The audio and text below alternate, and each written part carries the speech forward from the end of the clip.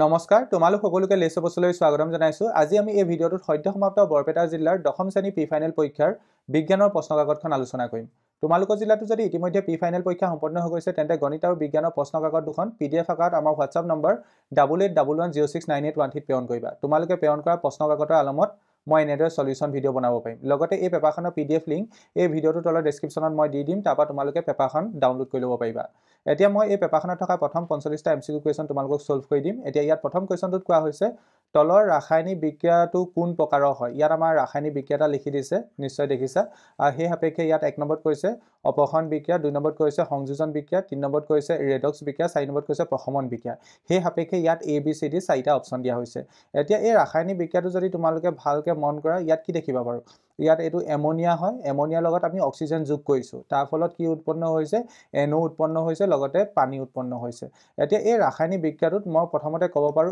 এই হাইড্ৰজেন নাইট্ৰজেনৰ ওচৰত প্ৰথমতে হাইড্ৰজেন আছিল আৰু বিক্ৰিয়াটোৰ পাছত নাইট্ৰজেনে হাইড্ৰজেন হেৰুৱাইছে হয়নে গতিকে আমি ক'ব পাৰো এটো বিজাৰণ হৈছে ইয়াৰ কি হৈছে বিজাৰণ হৈছে ঠিক একেদৰে অক্সিজেনৰ কি হৈছে জাৰণ হৈছে কাৰণ অক্সিজেনে মানে হাইড্ৰজেন অণু লাভ কৰিছে গতিকে ইয়াত কি হৈছে জাৰণ হৈছে গতিকে আমি এটা কথা ক'ব পাৰো এটো এটা জাৰণ বিজাৰণ বিক্ৰিয়া উদাহৰণ জাৰণ বিজাৰণ বিক্ৰিয়া মানে কি ৰেডক্স বিক্ৰিয়া গতিকে আমাৰ এই 3 নম্বৰটো হ'ব এটো এটা ৰেডক্স বিক্ৰিয়া উদাহৰণ ঠিক একেদৰে ইয়াত তোমালোকে আৰু এটা কথা মন কৰিব পাৰা ইয়াত এটো এমোনিয়া আছে তাৰ পিছত ইয়াত এটো কি উৎপন্ন হৈছে NO that means ইয়াত হাইড্ৰজেনটো অপসাৰিত হৈছে হাইড্ৰজেনটো অপসাৰিত হৈ পাছত পানী অণু গঠন কৰিছে গতিকে এটো এটা অপসাৰণ বিক্ৰিয়া উদাহৰণো হ'ব এটো কি বিক্ৰিয়া উদাহৰণ হ'ব অপসাৰণ that means displacement reaction গতিকে ইয়াত এক নম্বৰটো শুদ্ধ গতিকে এই বিক্ৰিয়াটো এটা অপসাৰণ বিক্ৰিয়া উদাহৰণ ঠিক একেদৰে ৰেডক্স বিক্ৰিয়া উদাহৰণ গতিকে 1 আৰু 3 টো ক'ত আছে 1 আৰু 3 টো আই থিংক অপচন বি আছে হয়নে গতিকে এই কোৱেশ্চনটো কাৰেক্ট আনসাৰ কি হ'ব অপচন বি নেক্সট 2 নম্বৰ কোৱেশ্চনটোত কৈছে তলৰ কোনটো বা কোনবোৰ উক্তি শুদ্ধ সিলভাৰ ক্লোৰাইড সূৰ্য পোহৰত কিছু সময় ৰাখিলে ইয়াৰ বৰণ মটিয়া হয় বুলি কৈছে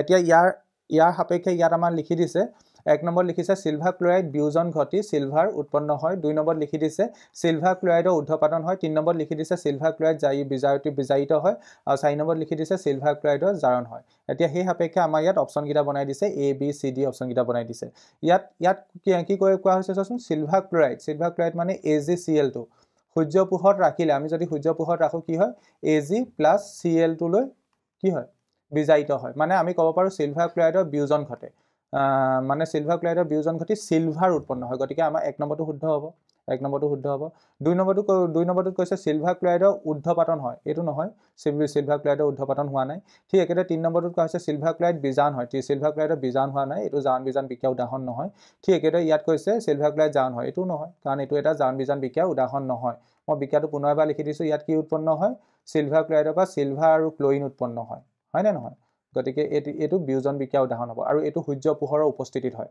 গতিকে ইয়াত অনলি এক নম্বৰটো শুদ্ধ গতিকে আমাৰ অপচন এ টো কাৰেক্ট অপচন কোনটো কাৰেক্ট অপচন এ টো কাৰেক্ট এটা নেক্সট কোৱেশ্চনটোলৈ আগবাঢ়ো ইয়াত কৈছে কি ঘটিব যেতিয়া এটা পৰীক্ষা নলীত অম্ল আৰু ক্ষাৰকৰ দ্ৰৱ যোগ কৰা হয় এক নম্বৰটোত লিখি দিছে দ্ৰৱৰ উষ্ণতা বৃদ্ধি হ'ব দুই নম্বৰটো লিখিছে দ্ৰৱৰ উষ্ণতা হ্ৰাস হ'ব তিন নম্বৰটো লিখি দিছে দ্ৰৱৰ উষ্ণতা একে থাকিব চাৰি নম্বৰটো লিখি দিছে দ্ৰৱটো লৱণ উৎপন্ন হ'ব এতিয়া ইয়াত কি কৰিছে অম্ল আৰু ক্ষাৰক যোগ কৰিছে মানে কি এসিড আৰু ক্ষাৰকৰ মাজত বিক্ৰিয়া ঘটিলে কি হয় এসিড আৰু ক্ষাৰকৰ মাজত বিক্ৰিয়া ঘটিলে লৱণ উৎপন্ন হয় যাক আমি প্ৰশমন বিক্ৰিয়া বুলি কওঁ গতিকে এই 4 নম্বৰটো শুদ্ধ হ'ব ঠিক একেদৰে দ্ৰৱটো উষ্ণতা বৃদ্ধি হ'ব কাৰণ আমি কোনোবা দ্ৰৱত যদি এসিড যোগ কৰো তেন্তে হেতু এটা তাপবৰ্জি বিক্ৰিয়া উদাহৰণ হয় গতিকে আমি ক'ব পাৰিম দ্ৰৱটো উষ্ণতা বৃদ্ধি হ'ব গতিকে এক নম্বৰটো শুদ্ধ হ'ব ইয়াত কোনটো শুদ্ধ এক নম্বৰ শুদ্ধ আৰু 4 নম্বৰ শুদ্ধ এক নম্বৰ 4 ক'ত আছে অপচন ডি আছে গতিকে অপচন ডি কাৰেক্ট এতিয়া নেক্সট কোৱেশ্চনটোত কোৱা হৈছে এটা জলীয় দ্ৰৱত ৰঙা লিটমাছৰ বৰণ নীলা হয় ৰঙা লিটমাছৰ বৰণ কেনেকুৱা হয় বুলি কৈছে নীলা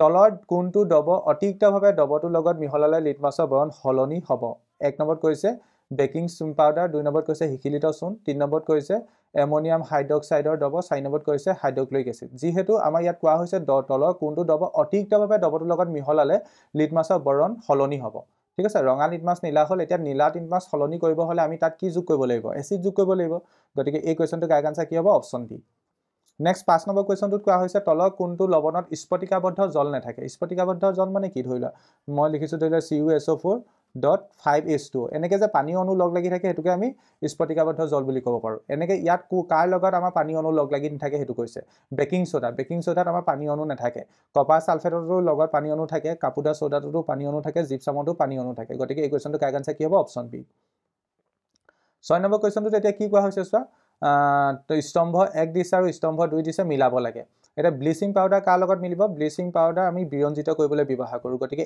এটো 3 লগত মিলিব এটো কাৰ লগত মিলিব 3 লগত ঠিক একেদৰে কাপোৰ ধোৱা সোডা আমি কাঁচ প্ৰস্তুতকৰণত ব্যৱহাৰ কৰিব পাৰোঁ গতিকে বি টো কাৰ লগত মিলিব বি টো 1 লগত মিলিব ঠিক একেদৰে এটা নেক্সট যদি চাম বেকিং সোডা আমি অম্লনাশক হিচাপে ব্যৱহাৰ কৰিব পাৰোঁ গতিকে আমি ক'ব পাৰোঁ সি টো 4 লগত মিলিব ঠিক একেদৰে ডি টো কাৰ লগত মিলিব 2 লগত মিলিব সোডিয়াম ক্লোৰাইড আমি হাইড্ৰোজেন আৰু ক্লোৰিন প্ৰস্তুতকৰণত ব্যৱহাৰ কৰিব পাৰোঁ ঠিক আছে গতিকে এ টো 3 লগত মিলিলে বি টো 1 লগত মিলিলে সি টো 4 লগত ডি টো 2 লগত গতিকে অপচন সি কাৰেক্ট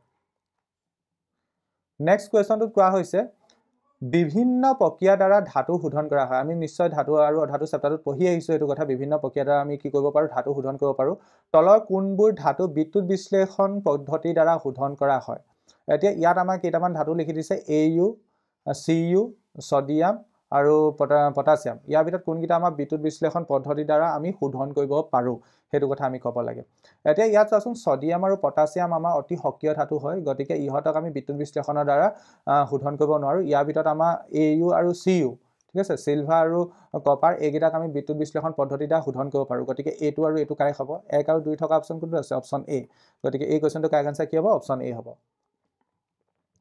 নেক্সট কুৱেশ্যনটোত কৈছে x y z ৰ মৌল তিনিটা ইলেক্ট্ৰনীয় বিন্যাস ক্ৰমে x ৰ ইলেক্ট্ৰনীয় বিন্যাস হেতু y ইলেক্ট্ৰনীয় বিন্যাস হেতু আৰু z ৰ ইলেক্ট্ৰনীয় বিন্যাস হেতু তলৰ কোনটো শুদ্ধ এতিয়া x ৰ ইলেক্ট্ৰনীয় বিন্যাস কিমান বুলি কৈছে 2 আৰু 2,8 দ্যাট মিন্স আমি ক'ব পাৰোঁ ইয়াৰ পাৰমাণবিক সংখ্যা কিমান হ'ব 10 হ'ব পাৰমাণবিক সংখ্যা 10 হ'লে হেইটো কি মৌলটো কি হ'ব নিয়ন হ'ব গতিকে নিয়নটো কি হয় ধাতু মানে সম্ভ্ৰান্ত গেছ হয় ঠিক আছে ঠিক একেদৰে ইয়াত নেক্সটটো কি দিয়া হৈছে y টোত কি লিখি দিছে ইলেক্ট্ৰনীয় বিন্যাস 287 মানে 17 নম্বৰত কি আছে ক্লোৰিনটো কি হয় এক প্ৰকাৰ অধাতু হয় ঠিক একেদৰে z ত কি লিখি দিছে z ত লিখি দিছে ইলেক্ট্ৰনীয় বিন্যাসটো 282 মানে 12 মানে মেগনেছিয়াম ঠিক আছে এইটো এটা ধাতু হ'ব এতিয়া আমাক কোৱা হৈছে তলৰ কোনটো শুদ্ধ এতিয়া x টো ধাতু বুলি কৈছে x মানে এইটো নিয়ন ধাতু নহয় গতিকে এইটো ভুল নেক্সট y টো ধাতু বুলি কৈছে y মানে ক্লোৰিন কি হয় অধাতু হয় গতিকে এইটোও ভুল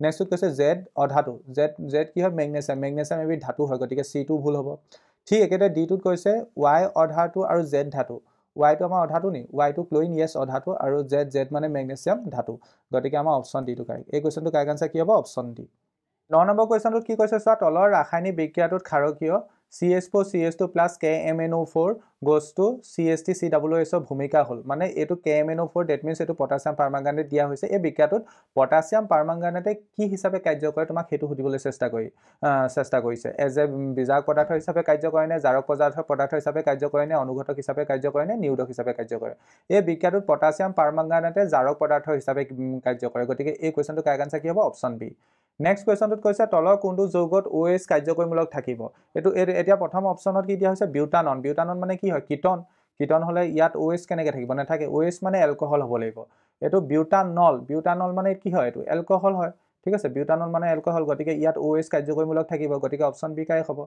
এটা 11 নম্বৰ কুৱেশ্যনটোত কি কোৱা হৈছে সো 11 নম্বৰ কুৱেশ্যনটোত কৈছে A B C D আৰু E মৌলৰ পৰমাণু ক্ৰমাংক ক্ৰমে 2 3 7 10 আৰু 30 ইয়াৰ মৌলকেইটা কোনকেইটা একেটা পৰ্যায়ত থাকিব A ৰ পাৰমাণবিক সংখ্যা কিমান 2 ঠিক আছে A ৰ পাৰমাণবিক সংখ্যা কিমান 2 ঠিক আছে এতিয়া B ৰ পাৰমাণবিক সংখ্যা কিমান 3 গতিকে তাৰ ইলেক্ট্ৰনীয় বিন্যাস লিখিলে হ'ব 2,1 C ৰ পাৰমাণবিক সংখ্যা কিমান 7 ইলেক্ট্ৰনীয় বিন্যাস লিখিলে হ'ব 2,5 D ৰ পাৰমাণবিক সংখ্যা হৈছে 10 ইলেক্ট্ৰনীয় বিন্যাস লিখিলে হ'ব 2,8 আৰু E পাৰমাণবিক সংখ্যা কিমান 30 ইলেক্ট্ৰনীয় বিন্যাস লিখিলে হ'ব 2,8,16,4 হয়নে 10 30 yes গতিকে আমি এটা কথা জানো একেটা পৰ্যায়ত থাকিলে হিহতৰ কক্ষৰ সংখ্যা সেম হ'ব ঠিক আছে কক্ষ সংখ্যা সেম হ'ব এতিয়া ইয়াত চোৱাচোন ইয়াত কেটা কক্ষ আছে দুটা কক্ষ আছে ইয়াত কেটা কক্ষ আছে দুটা কক্ষ আছে ইয়াত কেটা কক্ষ আছে তিনটা কক্ষ আছে গতিকে আমি ক'ব পাৰো B C আৰু D একেটা পৰ্যায়ত থাকিব কাৰণ ইয়াত কক্ষপথৰ সংখ্যা সেম আছে গতিকে এই কোৱেশ্যনটো কাৰেক্ট আনসাৰ কি হ'ব অপচন B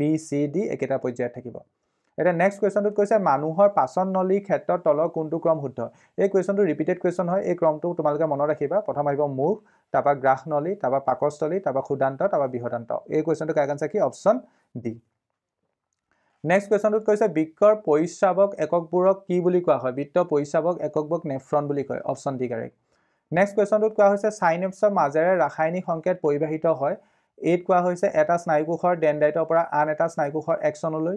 বিত কোৱা হৈছে একেটা স্নায়ুকোষৰ একচনৰ পৰা দেশকোষলৈ। চিত কোৱা হৈছে একেটা স্নায়ুকোষৰ দেশকোষৰ পৰা একচনলৈ। আৰু ডিত কোৱা হৈছে একেটা স্নায়ুকোষৰ একচনৰ পৰা আন এটা স্নায়ুকোষৰ ডেনড্ৰাইটলৈ। এই ক্ৰমটো নিশ্চয় জানে, এটা স্নায়ুকোষৰ একচনৰ পৰা আন এটা স্নায়ুকোষৰ ডেনড্ৰাইটলৈ আমাৰ বাৰ্তাবোৰ প্ৰেৰণ হয়। গতিকে এই কুৱেশ্যনটো কাৰেক্ট আনসাৰ কি হ'ব? অপশ্যন ডি হ'ব। নেক্সট কুৱেশ্যনটোত কি কোৱা হৈছে চোৱা, নেক্সট কুৱেশ্যনটো তোমাক কোৱা হৈছে তলৰ কোনটো মানে অমিল সেইটো বিচাৰিব লাগে।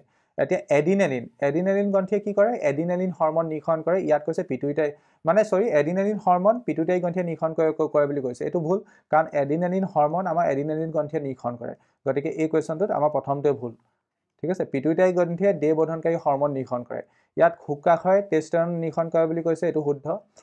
ডিম্বাশয়ে এষ্ট্ৰজেন নিঃসৰণ কৰে বুলি কৈছে, এইটো শুদ্ধ। ঠিক একেদৰে থাইৰয়ড গ্ৰন্থিয়ে থাইৰয়ড নিঃসৰণ কৰে বুলি কৈছে, এইটো শুদ্ধ। গতিকে এই কুৱেশ্যনটো কাৰেক্ট আনসাৰ কি? Option A. এইটো ভুল, অমিলটো বিচাৰিব লাগে, গতিকে অপশ্যন এ কাৰেক্ট হ'ব। নেক্সট কুৱেশ্যনটোত কৈছে উদ্ভিদৰ অংগজ প্ৰজনন কোন কোন অংশৰ পৰা হয়? উদ্ভিদৰ অংগজ প্ৰজনন কোন কোন অংশৰ পৰা হ'ব পাৰে আমি সেইটো ক'ব লাগে। এতিয়া উদ্ভিদৰ অংগজ প্ৰজনন আমাৰ কাণ্ডৰ পৰাও হ'ব পাৰে, শিপাৰ পৰাও হ'ব পাৰে বা পাতৰ পৰাও হ'ব পাৰে। এই কুৱেশ্যনটো কাৰেক্ট আনসাৰ কি হ'ব? অপশ্যন বি হ'ব। কাণ্ড, শিপা আৰু পাত। ঠিক আছে, গতিকে অপশ্যন বি কাৰেক্ট। নেক্সট কুৱেশ্যনটোত কোৱা হৈছে আমাৰ এই চিহ্নটোত মানে চিহ্নিত কৰি দিয়া ABCD কি হয় সেইকেইটা আমি ক'ব লাগে। এতিয়া ইয়াত চোৱা এইটো কি হয় আমাৰ? জন্মকাণ্ড। এইটো কি হয় আমাৰ? জন্মকাণ্ড। এই অংশটোক আমি কি বুলি কওঁ? জন্মকাণ্ড বুলি কওঁ। নেক্সট এই অংশটো কি হ'ব? বীজপত্ৰ। নেক্সট চি কি হ'ব? ভ্ৰূণমূল। গতিকে এই কুৱেশ্যনটো কাৰেক্ট আনসাৰ কি হ'ব? এ জন্মকাণ্ড, বি বীজপত্ৰ, চি ভ্ৰূণমূল। গতিকে অপশ্যন চি কাৰেক্ট। জন্মকাণ্ড, বীজপত্ৰ আৰু ভ্ৰূণমূল। এতিয়া নেক্সট কুৱেশ্যনটোলৈ আগবাঢ়ো। ইয়াত কৈছে এটা যোজন কোষে পিতৃপুৰুষৰ পৰা এক্স ক্ৰমজম লাভ কৰিলে ই বিকশিত হ'ব। পিতৃপুৰুষৰ পৰা যদি এক্স ক্ৰমজম লাভ কৰে তেন্তে সেই সন্তানটো কি হয়? ছোৱালী হয়। গতিকে এই কুৱেশ্যনটো কাৰেক্ট আনসাৰ কি হ'ব? Option B. 18 নম্বৰ কুৱেশ্যনৰ correct answer option B. Next কুৱেশ্যনটোত কৈছে মটৰ মাহৰ F2 জনুত ওখ ডেট মিনছ টি আৰু চাপৰ টি গছৰ সংকৰণ কৰিলে পোৱা অনুপাত হ'ব। F2 জনুত আমাৰ ওখ আৰু চাপৰ গছৰ মাজত সংকৰণ কৰিলে আমি কিমান অনুপাত পাম? 3:1 অনুপাতত গছবোৰ পাম। গতিকে অপশ্যন বি কাৰেক্ট হ'ব। এতিয়া নেক্সট 20 নম্বৰ কুৱেশ্যনত কি কৈছে চোৱা, গাড়ীৰ ৰেয়াৰ ভিউ হিচাপে ব্যৱহাৰ কৰা দাপোনৰ বিবৰ্ধন, মানে গাড়ী পিছলৈ চোৱা দাপোন হিচাপে আমি যি দাপোন ব্যৱহাৰ কৰোঁ সেই দাপোনৰ বিবৰ্ধন কি হয়? অপশ্যন এত কৈছে 1তকৈ কম হয়, অপশ্যন বিত কৈছে 1তকৈ বেছি হয়, অপশ্যন চিত কৈছে 1ৰ সমান হয়, অপশ্যন ডিত কৈছে বস্তুটো অৱস্থানৰ ওপৰত 1তকৈ ডাঙৰ বা সৰু হ'ব, সেইটো নিৰ্ভৰ কৰে। এতিয়া চোৱা গাড়ী পিছলৈ চোৱা দাপোন হিচাপে আমি কি দাপোন ব্যৱহাৰ কৰোঁ? উত্তল দাপোন। উত্তল দাপোনে সদায় সৰুকৈ হ'লেও থিয় প্ৰতিবিম্ব গঠন কৰে, মানে থিয় প্ৰতিবিম্ব গঠন কৰে আৰু প্ৰতিবিম্বটো সৰু হয়। ঠিক আছে, প্ৰতিবিম্বটো সৰু হৈছে মানে কি? লক্ষ্য বস্তুতকৈ সৰু হৈছে মানে বিবৰ্ধন 1তকৈ কম। গতিকে এই কুৱেশ্যনটো কাৰেক্ট আনসাৰ কি হ'ব? অপশ্যন এ হ'ব। নেক্সট কুৱেশ্যনটোত কৈছে 4জন ছাত্ৰ A, B, C আৰু D য়ে এখন আয়তাকাৰ কাঁচৰ টুকুৰাৰ মাজেৰে বায়ুৰ পৰা অহা পোহৰৰ গতিপথ দেখুৱাই চিত্ৰ অংকন কৰিলে কোনজন ছাত্ৰ মানে ছবিটো শুদ্ধ হ'ব? A, B, C, D মানে 4টা ছবি দিয়া হৈছে, এইটো ছবিকেইটা বেছি ভালকৈ স্পষ্ট হোৱা নাই, হ'লেও ইয়াত আমি বুজি পাম। ইয়াত কোৱা হৈছে পোহৰ ক'ৰ পৰা আহিছে? বায়ুৰ পৰা অহা পোহৰৰ গতিপথ দেখাইছে। বায়ুৰ পৰা আয়তাকাৰ কাঁচৰ টুকুৰাত পোহৰ সোমাইছে। ডেট মিনছ লঘুতৰ মাধ্যমৰ পৰা ঘনতৰ মাধ্যমত সোমাইছে, গতিকে পোহৰৰ গতিপথ ছেইম নহয়। গতিপথ মানে একেটা ৰাস্তাতে যিটো ৰাস্তাত আহিছে সেইটো ৰাস্তাতে প্ৰতিফলিত নহয়, গতিকে এইটো ভুল। ঠিক একেদৰে ইয়াত চোৱাচোন, ইয়াত পোহৰটো আহিছে এয়া, ঠিক একেদৰে ইয়াত সোমালে অভিলম্ব কাষ চাপিলে আকৌ অভিলম্বৰ পৰা আঁতৰি গ'ল। ইয়াত এইটো কোণ যিমান হ'ব ইয়াত এইটো কোণ সিমান হ'ব, গতিকে ইয়াত বি ছবিটো শুদ্ধ। ইয়াত কোনটো ছবি শুদ্ধ হ'ব? বিটো শুদ্ধ হ'ব। গতিকে এই কুৱেশ্যনটো কাৰেক্ট আনসাৰ কি? Option B. এতিয়া নেক্সট কুৱেশ্যনটোলৈ আগবাঢ়ো। ইয়াত কোৱা হৈছে এজন ছাত্ৰই এখন অৱতল দাপোনৰ সন্মুখত 15 চেণ্টিমিটাৰ উচ্চতাৰ বস্তু এটা ৰখাত 45 চেণ্টিমিটাৰ উচ্চতাৰ প্ৰতিবিম্ব এটা সৃষ্টি হ'ল। প্ৰতিবিম্বটো বিবৰ্ধন কি হ'ব? এটা কুৱেশ্যনটো আই থিংক মোৰ মতে আৰু অলপ ইয়াত কুৱেশ্যনটোত ইনফৰ্মেশ্যন দিব লাগিছিলে, প্ৰতিবিম্বটো থিয় গঠন হৈছে নে উল্টা গঠন হৈছে, অলপ ইনফৰ্মেশ্যন দিয়াহেঁতেন তেতিয়া আৰু আমি বেছি ভালকৈ এইটো এনালাইজ কৰিব পাৰিলোঁ হয়। হ'লেও মই ইয়াত কৈ দিছোঁ বাৰু, এজন ছাত্ৰই এখন অৱতল দাপোনৰ সন্মুখত 15 চেণ্টিমিটাৰ উচ্চতাৰ, 15 চেণ্টিমিটাৰ উচ্চতা মানে এইটো লক্ষ্যবস্তু উচ্চতা দিয়া হৈছে। এইটো কি দিয়া হৈছে? লক্ষ্যবস্তু উচ্চতা। 15 চেণ্টিমিটাৰ উচ্চতাৰ বস্তু এটা, ডেট মিনছ এইচৰ ভেলু কিমান? 15 চেণ্টিমিটাৰ। এতিয়া বস্তু এটা ৰখাত 45 চেণ্টিমিটাৰ উচ্চতাৰ প্ৰতিবিম্ব এটা গঠন হ'ল। এটা 45 চেণ্টিমিটাৰ উচ্চতাৰ প্ৰতিবিম্বটো থিয় গঠন হৈছে নে উল্টা গঠন হৈছে এইটো কৈ দিব লাগিছিলে, বাট আমি ধৰি লৈছোঁ থিয় গঠন হৈছে, গতিকে এইটো কিমান হ'ব? 45 চেণ্টিমিটাৰ। ঠিক আছে, এতিয়া ইয়াত প্ৰতিবিম্বটোৰ বিবৰ্ধন কিমান হ'ব? বিবৰ্ধনক আমি কিমান কেনেকৈ লিখিব পাৰোঁ? m = h'/s। গতিকে এইটো কিমান হ'ব? h' ভেলু 45 / 15, এইটো কিমান হ'ব? 3 আহিব। গতিকে এই কুৱেশ্যনটো কাৰেক্ট আনসাৰ কি হ'ব? 3। বাট এই কুৱেশ্যনটোত আৰু অলপ ইনফৰমেশ্যন দিব লাগিছিলে, তেতিয়া আমি বেছি ভালকৈ ক'ব পাৰিলোঁ হয় প্লাছ টি হ'ব নে মাইনাছ টি হ'ব। ঠিক আছে, প্লাছ টি হ'ব নে মাইনাছ টি হ'ব আমি বেছি ভালকৈ ক'ব পাৰিলোঁ হয়।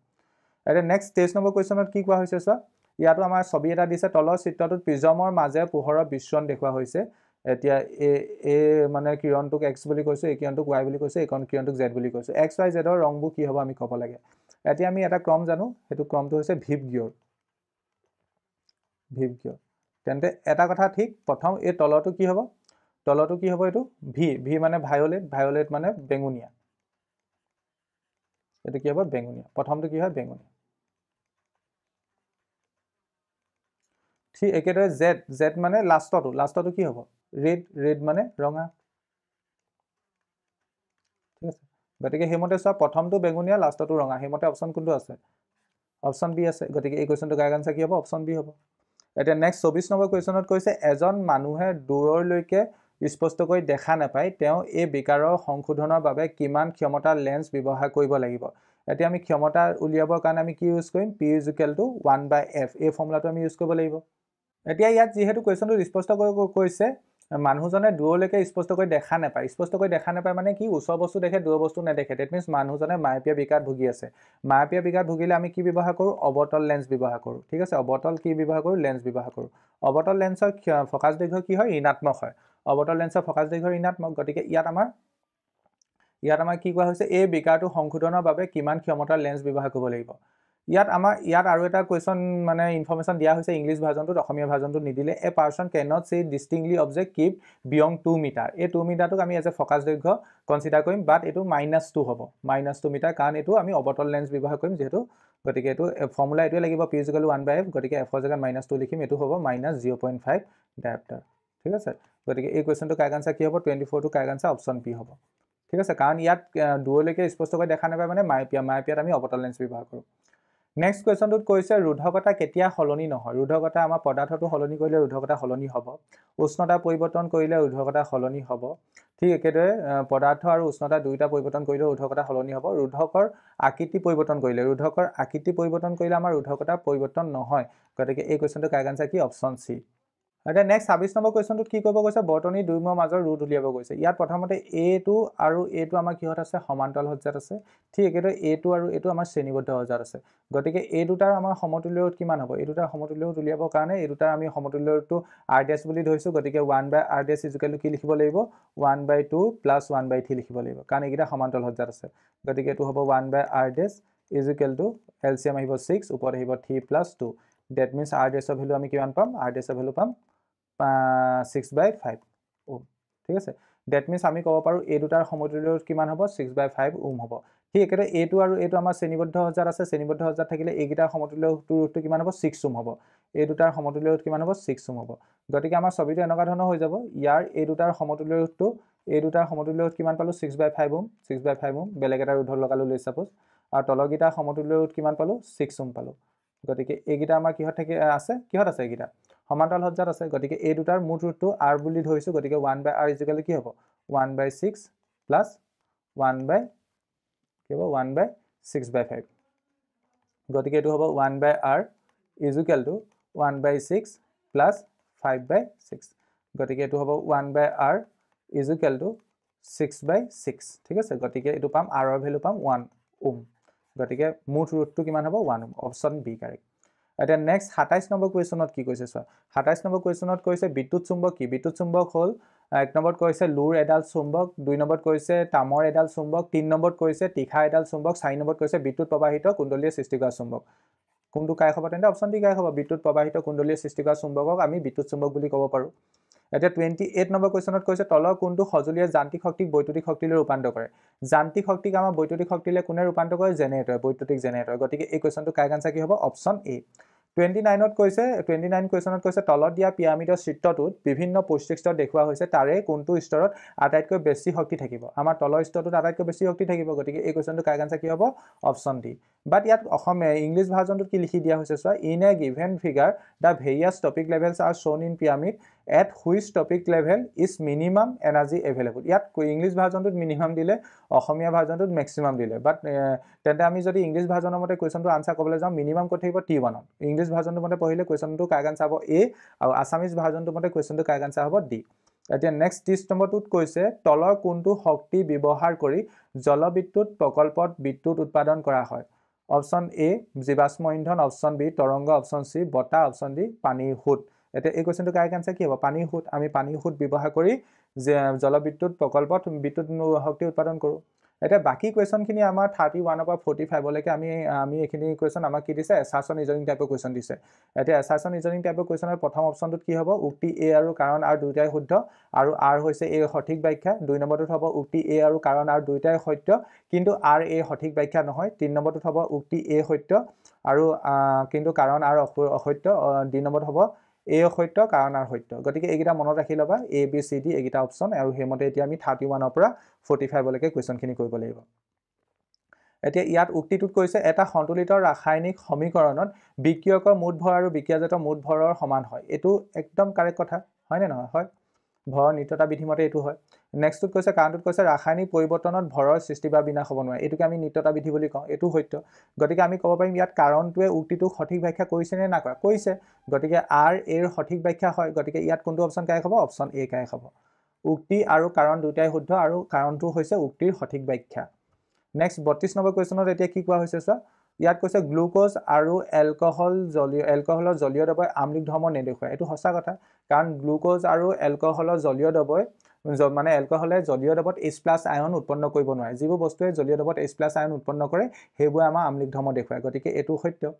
ইয়াত কাৰণটো লিখি দিছে গ্লুকোজ আৰু এলকহলৰ জলীয় দ্ৰৱত H+ আয়ন থাকে বুলি কৈছে মই কি কলো এতিয়া গ্লুকোজ আৰু জলীয় দ্ৰৱই এলকহলৰ জলীয় দ্ৰৱই H+ আয়ন উৎপন্ন কৰে জানো নকৰে গতিকে এটো অসত্য হ'ব গতিকে উক্তিটো সত্য কাৰণটো অসত্য গতিকে এটোত কোনটো অপচন কাৰেক্ট হ'ব অপচন C টো কাৰেক্ট হ'ব নেক্সট 33 অধাতুবোৰ বিদ্যুৎ ঋণাত্মক বুলি কৈছে অধাতু বিদ্যুৎ ঋণাত্মক সঁচা কথা গতিকে উক্তিটো সত্য অধাতুবোৰ ইলেক্ট্ৰন হেৰুৱাই বুলি কৈছে অধাতুৱে ইলেক্ট্ৰন হেৰুৱাই জানো অধাতুৱে ইলেক্ট্ৰন নেহেৰুৱাই ফৰ এক্সাম্পল মই যদি ক্লোৰিন লওঁ ক্লোৰিনৰ ইলেক্ট্ৰনৰ বিন্যাস হৈছে 287 ই ইলেক্ট্ৰন গ্ৰহণ কৰিব গতিকে এটো কাৰণটো অসত্য গতিকে এটো সত্য আৰটো অসত্য গতিকে ইয়াটো আমাৰ অপচন C কাৰেক্ট হ'ব এটা নেক্সটত কৈছে 34 সাধাৰণতে সহযোজী যৌগবোৰ গলনাঙ্ক আৰু উতলাঙ্ক কম সহযোজী যৌগবোৰ গলনাঙ্ক আৰু উতলাঙ্ক কম হয় কাৰণ হিহতৰ আন্তঃআণৱিক আয়নীয় বলটো কম হয় গতিকে এটো সত্য আৰু কাৰণটো লিখিছে সহযোজী যৌগবোৰ পানীত দ্ৰৱণীয় সহযোজী যৌগবোৰ আমাৰ পানীত দ্ৰৱণীয় হয় নি হয় সহযোজী যৌগবোৰ পানীত দ্ৰৱণীয় হয় এটো সত্য বাট ইয়াত কাৰণটোৱে আমাৰ উক্তিটো সঠিক ব্যাখ্যা কৰা নাই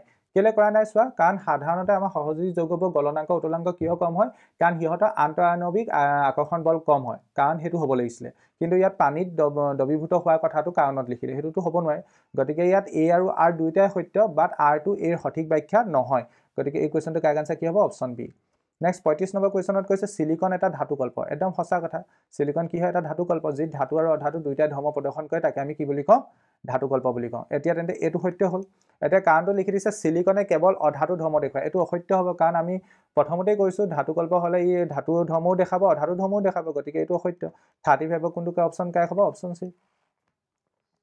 36 ইয়াত কৈছে পিত্তৰস স্নেহ পদাৰ্থ পাচনৰ বাবে দৰকাৰী পিত্তৰস আমাৰ স্নেহ পদাৰ্থ পাচনৰ বাবে দৰকাৰী এটো সঁচা কথা পিত্তৰসত উৎসেচক থাকে পিত্তৰসে হৈছে এক প্ৰকাৰৰ উৎসেচক তাত আকৌ কি উৎসেচক থাকিব গতিকে এটো মিছা কথা গতিকে এটো সত্য আৰটো অসত্য গতিকে এটো কোৱেশ্চনৰ কাৰেক্ট আনসাৰ কি হ'ব অপচন C হ'ব নেক্সটত কৈছে মগজু কেন্দ্ৰীয় স্নায়ুতন্ত্ৰ বুলিও কোৱা হয় এটো সঁচা কথা মগজুক আমি কেন্দ্ৰীয় স্নায়ুতন্ত্ৰ বুলি কওঁ কাৰণ এটোৱে আমাৰ মগজুৱে আমাৰ কি কয় ঐচ্ছিক আৰু অনৈচ্ছিক দুই প্ৰকাৰ কাৰ্য নিয়ন্ত্ৰণ কৰে এটা নেক্সটত কৈছে মগজুৱে ঐচ্ছিক কাৰ্য নিয়ন্ত্ৰণ কৰে এটো সঁচা কথা বাৰু মগজুৱে ঐচ্ছিক কাৰ্য নিয়ন্ত্ৰণ কৰে এজ ৱেল এজ ঐচ্ছিক কাৰ্য নিয়ন্ত্ৰণ কৰে ঠিক আছে বাট ইয়াত হেৰি কথাটো নকলে অনৈচ্ছিক কাৰ্য কথাটো নকলে এটো বা সঁচা কথা অনৈচ্ছিক কাৰ্য কথাটো নকলে গতিকে আমি কম A আৰু R দুইটাই শুদ্ধ বাট আমাৰ R টোৱে এই সঠিক ব্যাখ্যা কৰা নাই গতিকে এই কোৱেশ্চনটো কাৰেক্ট আনসাৰ কি হ'ব অপচন B হ'ব এতিয়া নেক্সটত কৈছে অসৎ প্ৰতিবিম্ব সদায় থিয় হয় এটো সঁচা কথা উক্তিটো সত্য নেক্সটত কৈছে অসৎ প্ৰতিবিম্ব অভিখায়ী বা অপখায়ী লেন্স বা দাপোনে গঠন কৰিব পাৰে ইয়াত এটা কথা মনত ৰাখিবা অসৎ প্ৰতিবিম্ব সদায় অভিখায়ী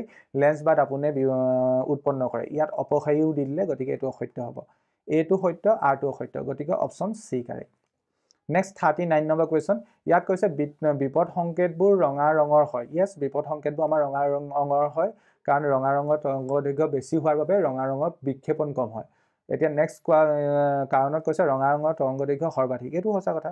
আৰু ৰঙা ৰঙৰ তৰংগ দৈৰ্ঘ্য সৰ্বাধিক হয় আৰু সৰ্বাধিক হোৱাৰ কাৰণে আমাৰ ৰঙা ৰঙৰ বিক্ষেপণ কম হয়, গতিকে আমি ৰঙা ৰঙক এজ এ বিপদ সংকেত হিচাপে ব্যৱহাৰ কৰোঁ। গতিকে ইয়াত দুইটাই শুদ্ধ আৰু আৰটোৱে এক ব্যাখ্যা কৰিছে, গতিকে এই কুৱেশ্যনটো কাৰেক্ট আনচাৰ কি হ'ব? Option A. নেক্সট কুৱেশ্যনটোত কৈছে 40 নম্বৰ কুৱেশ্যন, ইয়াত কৈছে নীলা ৰঙৰ বিক্ষেপণৰ বাবে আকাশৰ ৰং নীলা হয়। নীলা ৰঙৰ বিক্ষেপণৰ বাবে আকাশৰ ৰং নীলা হয়, এইটো সঁচা কথা, এইটো সত্য। নেক্সটটোত কৈছে নীলা ৰঙৰ তৰংগ দৈৰ্ঘ্য চুটি। নীলা ৰঙৰ তৰংগ দৈৰ্ঘ্য চুটি, এইটো আমাৰ সঁচা কথা, বাট আমাৰ কাৰণটোৱে উক্তিটোক ব্যাখ্যা কৰিব পৰা নাই, ঠিক আছে। আকাশৰ ৰং নীলা হোৱাৰ ৰিজনটো আমাৰ নীলা ৰঙৰ তৰংগ দৈৰ্ঘ্য চুটি সেইটো নহয়, গতিকে এই কুৱেশ্যনটো কাৰেক্ট আনচাৰ কি হ'ব? Option B. নেক্সট 41ত কোৱা হৈছে যেতিয়া উক্তিটোত কোৱা হৈছে যেতিয়া পৰিবাহী এডালৰ দৈৰ্ঘ্য দুগুণ কৰা হয় ইয়াৰ ৰোধো দুগুণ হয়। আমি এটা কথা জানো, এডাল পৰিবাহী যদি ৰোধ আৰ হয় আৰু দৈৰ্ঘ্য যদি এল হয়, R is directly proportional to L হয়, মানে এল বাঢ়িলে আৰ বাঢ়িব, এল কমিলে আৰ কমিব। ইয়াত দৈৰ্ঘ্যটো কি কৰিছে? দুগুণ কৰিছে, তেন্তে ৰোধো আমাৰ দুগুণ হ'ব, দৈৰ্ঘ্য বঢ়াৰ লগে লগে ৰোধো বাঢ়িব, গতিকে এইটো সম্পূৰ্ণ সঁচা কথা। নেক্সটটোত কৈছে এডাল পৰিবাহীৰ ৰোধ ইয়াৰ দৈৰ্ঘ্যৰ ব্যস্তানুপাতিক বুলি কৈছে, ব্যস্তানুপাতিক নহয়, সমানুপাতিক হয়, গতিকে এইটো অসত্য হ'ব। গতিকে এ সত্য, আৰ অসত্য, গতিকে এই সেইমতে চাব গ'লে অপশ্যন কোনটো correct? Option C correct. Next 42ত কৈছে পৰিৱৰ্তী প্ৰবাহ ঘৰুৱা বৰ্তনীত ব্যৱহাৰ কৰা হয়, মানে অল্টাৰনেটিং কাৰেণ্ট আমি ঘৰুৱা বৰ্তনীত ব্যৱহাৰ কৰোঁ বুলি কৈছে, এইটো সঁচা কথা। নেক্সটটোত কৈছে পৰিৱৰ্তী প্ৰবাহক বৈদ্যুতিক শক্তি বহু দূৰলৈ প্ৰবাহিত হ'লেও শক্তি ব্যয় কম হয়। ইয়েছ, অল্টাৰনেটিং কাৰেণ্টৰ ক্ষেত্ৰত আমাৰ কাৰেণ্টটো ট্ৰান্সফাৰ কৰোঁতে এনাৰ্জিটো কম অপব্যয় হয়, গতিকে এইটো সত্য আৰু এইটোৱে ওপৰতো ব্যাখ্যা কৰিছে, গতিকে এই কুৱেশ্যনটো কাৰেক্ট আনচাৰ হ'ব অপশ্যন এ। নেক্সটটোত কৈছে জীৱাশ্ম ইন্ধনবোৰ এটা সময়ত নিশেষ হ'ব। ইয়েছ, সঁচা কথা, জীৱাশ্ম ইন্ধনসমূহ আমি কি পাওঁ? প্ৰকৃতিৰ পৰা পাইছোঁ, আৰু এটা সময়ত এইবোৰ নিশেষ হ'ব কাৰণ এইবোৰ ক্ষয়িষ্ণু শক্তি উৎস হয়, ঠিক আছে, গতিকে এইটো সত্য। ঠিক একেদৰে কাৰণটো লিখি দিছে জীৱাশ্ম ইন্ধনবোৰ ক্ষয়িষ্ণু শক্তি উৎস, ইয়েছ, এইটো সত্য। আৰু আমি ক'ব পাৰোঁ সেইকাৰণে আমাৰ জীৱাশ্ম ইন্ধনবোৰ শেষ হৈ যাব বুলি ক'ম, কিয় ক'ম? কাৰণ জীৱাশ্ম ইন্ধনবোৰ কি হয়? ক্ষয়িষ্ণু হয়, গতিকে ইয়াত কাৰণটোৱে উক্তিটোক ব্যাখ্যা কৰিব পাৰিছে, গতিকে এই কুৱেশ্যনটো কাৰেক্ট আনচাৰ কি হ'ব? অপশ্যন এ হ'ব। নেক্সটটোত কৈছে পৌষ্টিক স্তৰ কেৱল উদ্ভিদে সৃষ্টি কৰে, এইটো ভুল, পৌষ্টিক স্তৰ কেৱল আমাৰ উদ্ভিদে সৃষ্টি নকৰে। নেক্সটটোত কৈছে জীৱবিলাকৰ পৰিপুষ্টিৰ ওপৰত ভিত্তি কৰি খাদ্য শৃংখল আৰু খাদ্যজাল সৃষ্টি হয়, এইটো সত্য। এ অসত্য, আৰ সত্য, সেইমতে চাব গ'লে আমাৰ অপশ্যন কোনটো কাৰেক্ট? Option D correct. এতিয়া তেন্তে পেপাৰখনৰ লাষ্ট কুৱেশ্যন, ইয়াত কোৱা হৈছে আমি প্ৰাকৃতিক সম্পদসমূহ সংৰক্ষণ কৰিব লাগে, একদম সঁচা কথা, আমি প্ৰাকৃতিক সম্পদসমূহ ভৱিষ্যত প্ৰজন্মৰ বাবে সংৰক্ষণ কৰিব লাগে, কাৰণ আমাৰ প্ৰাকৃতিক সম্পদবোৰ আমাৰ সীমিত, গতিকে এইটো সত্য। ঠিক একেদৰে আৰু কাৰণত কৈছে প্ৰাকৃতিক সম্পদবোৰ সীমিত, এইটো সঁচা কথা। আৰু ঠিক একেদৰে আমি এইটো ক'ব পাৰোঁ যে কাৰণে আমাৰ উক্তিটো সঠিক ব্যাখ্যা কৰিছে, আমাৰ প্ৰাকৃতিক সম্পদবোৰ সীমিত আৰু সেইকাৰণে আমি প্ৰাকৃতিক সম্পদবোৰ সংৰক্ষণ কৰিব লাগে। ইয়াত এ আৰু আৰ দুইটাই সত্য আৰু আৰে এই সঠিক ব্যাখ্যা কৰিব পাৰিছে, গতিকে এই কুৱেশ্যনটো কাৰেক্ট আনচাৰ কি হ'ব? অপশ্যন এ হ'ব। আশা কৰিছোঁ এই পেপাৰখনত থকা MCQ কুৱেশ্যনখিনি বুজি পালা। বাকী কুৱেশ্যনখিনি মই তোমালোকক দেখাই দিছোঁ, হ'লেও তোমালোকে পেপাৰখনৰ PDF লিংক এই ভিডিঅ'টোৰ ডেছক্ৰিপশ্যনত পাই যাবা, তাৰ পৰা তোমালোকে পেপাৰখনৰ PDF লিংক ডাউনলোড কৰি, মানে PDF লিংকৰ হয় পেপাৰখন ডাউনলোড কৰি ল'ব পাৰিবা। আৰু এইখিনিতে তোমালোকক আৰু এটা কথা কওঁ, তোমালোকৰ জিলাতো যদি ইতিমধ্যে প্ৰি ফাইনেল পৰীক্ষা সম্পন্ন হৈ গৈছে, তেন্তে গণিত আৰু বিজ্ঞানৰ প্ৰশ্ন কাকত দুখন আমালৈ PDF আকাৰত প্ৰেৰণ কৰিবা। আৰু আমাৰ এটা লেছ এপ'জ নামে এপ আছে, তোমালোকে প্লে ষ্ট'ৰৰ পৰা বা এই ভিডিঅ'টোৰ ডেছক্ৰিপশ্যনৰ পৰা সেই এপটো ডাউনলোড কৰি ল'ব পাৰা। সেই এপটোত তোমালোকে অসমৰ বিভিন্ন জিলাত সম্পন্ন হৈ যোৱা গণিত আৰু বিজ্ঞানৰ প্ৰশ্ন কাকতবোৰ একে ঠাইতে পাই যাবা, আৰু তাত বিভিন্ন ধৰণৰ MCQ কুৱেশ্যনো তোমালোকে বিনামূল্যে পাই যাবা। গতিকে সেই এপটো ডাউনলোড কৰি ল'লে তোমালোকৰ যথেষ্টখিনি সুবিধা হ'ব। গতিকে নেক্সট ভিডিঅ'ত আমি এনেদৰে পেপাৰ ছল্ভ কৰিম আৰু বিভিন্ন ধৰণৰ ইম্পৰ্টেণ্ট কনচেপ্ট তোমালোকৰ কাৰণে আগবঢ়াই থাকিম, গতিকে এই চেনেলটোৰ লগত জড়িত হৈ থাকিবা। আজি ভিডিঅ'টো চোৱাৰ বাবে সকলোকে ধন্যবাদ জনাইছোঁ।